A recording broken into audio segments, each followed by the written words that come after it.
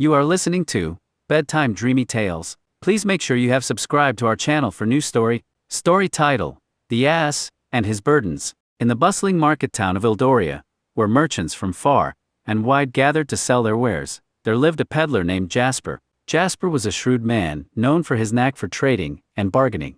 His constant companion on his ventures was a sturdy, albeit somewhat stubborn, ass named Berto. One scorching summer day, Jasper decided it was time to replenish his stock of goods. Among various items, he chose to buy a large quantity of salt, a valuable commodity sought after by the townsfolk for preserving food.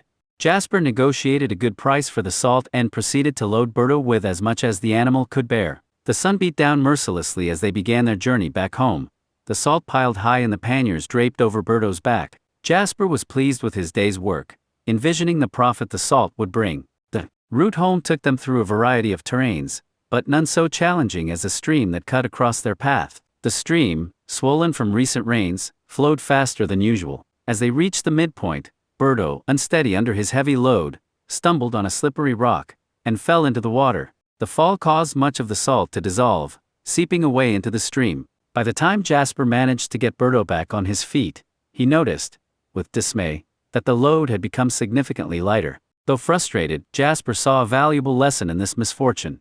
Without wasting time, he decided to return to town. There he replenished the lost salt, adding it to what remained in Berto's panniers, and set out once again.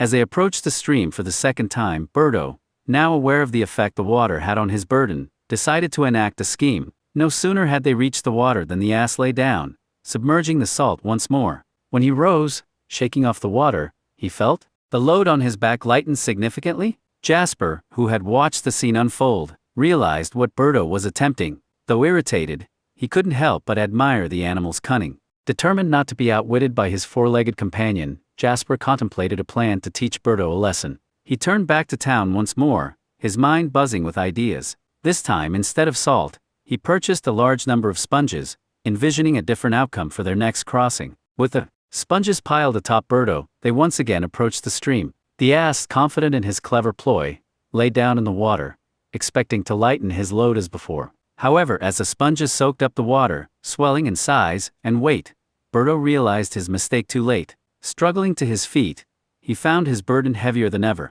Jasper watched on, a mix of amusement and satisfaction on his face. As they continued their journey, the weight of the water-laden sponges pressing down on him, Berto understood the folly of his actions. Jasper, seeing the lesson had been learned, decided they would rest before attempting to cross the stream again. He unloaded Berto, spreading the sponges out to dry in the sun, their weight gradually decreasing as the water evaporated. The incident at the stream became a turning point for Berto. He never again sought to lighten his load through deceitful means, understanding that his actions had consequences. Jasper, for his part, continued to share the tale of their adventure, using it as a cautionary story about the perils of being too clever by half. Through their shared experiences, the bond between man and beast grew stronger, each respecting the other's intelligence and resilience. As the sun set on Eldoria, casting a golden hue over the land, Jasper and Berto made their way home, their steps light and hearts full. The lesson of the sponges was one neither would soon forget.